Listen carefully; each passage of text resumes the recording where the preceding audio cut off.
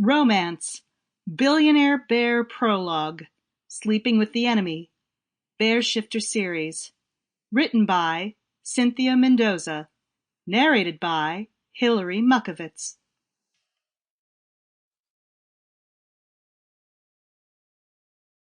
I was once told by my father that I was too serious, that I was too hard on myself. He warned me that I'd never find any happiness in this life until I truly learned how to live. And that included learning to loosen up and have some fun now and then. My father was right about many things, including that. But as I stood on one of the many bridges in Venice overlooking the canals, I realized that this was as close to happy as I'd ever been before. Alone. I was truly alone. Not that it was a bad thing.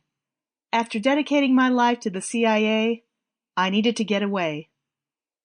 And what better place than the land of beauty and love, Italy. I stopped over in Venice on what was supposed to be a 2-night mission. But I soon fell in love with the grand canals and the palaces and homes that seemed to rise from the sea. I could stand there all day and people watch all day. The secret agent in me loved doing just that. That part of me was something I'd never be able to turn off, and was something that would never die. I could pinpoint the pickpockets before they even approached their victim by the way they walked. I could tell the prostitutes from the lovers by the way they looked at each other. That's the problem with working for the CIA. You could step away from the job, but the job never truly left you. "Beautiful day, isn't it?" A voice spoke up from beside me. Hearing a voice with a thick Russian accent surprised me. Considering what I did for a living, could you blame me for being a tad bit suspicious of a Russian? Call me old-fashioned, but it's the way I had to be in order to survive. "That it is," I responded, turning to look at the man who had somehow managed to magically sneak up on me. I was feeling somewhat apprehensive. Sneaking up on a secret agent is no easy feat. Perhaps I was losing my touch.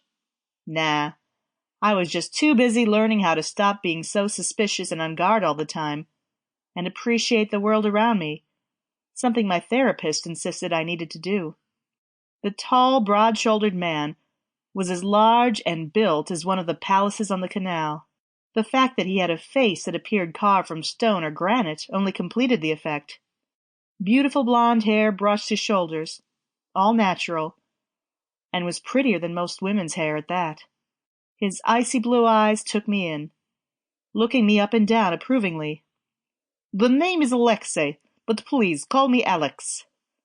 "Blair," I said, extending my hand to shake his. "And you can just call me Blair." Alex laughed, showing and showcasing a set of perfectly straight gleaming white teeth. He was a sight for sore eyes, that was for sure, and I didn't need CIA training to know that he was flirting with me. "It's nice to meet you, Blair," he said. "Are you visiting this fine country for work or pleasure?" "Pleasure," I said, pushing a strand of my dark hair behind my ear. "All pleasure, thankfully so." "Good. Glad to hear it," Alex said.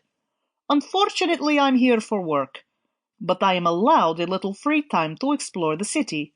But alas, such a romantic city when you're by yourself can be rather depressing, don't you think?" Not really. I hadn't thought of it. But I had to admit that spending some time with a sexy foreigner, albeit one I probably shouldn't be spending time with, appealed to me as well. I'll admit that Venice is probably a city better enjoyed by lovers, yes, but it's not to say there aren't many beautiful sights and views you can enjoy alone. "Beautiful views? Yes," he said, the smile moving from his lips to his eyes. I turned my head to get a better look at him, and because of the height difference, I had to look up at him. And because I'm a warm-blooded woman with needs, I batted my eyelashes at him, teasing him and smiling while I did it. "So, Alex," I said, licking my lips, "you said you're here for work? What do you do for a living, if I might ask?" Boring stuff. Nothing that would interest you," he said, waving his hand as if to dismiss my question. "But if you must know, I'm in pharmaceutical sales, see? I told you that it was boring." Looking at the impeccable suit and tie, designer label, doubt rose with... Sample complete. Ready to continue?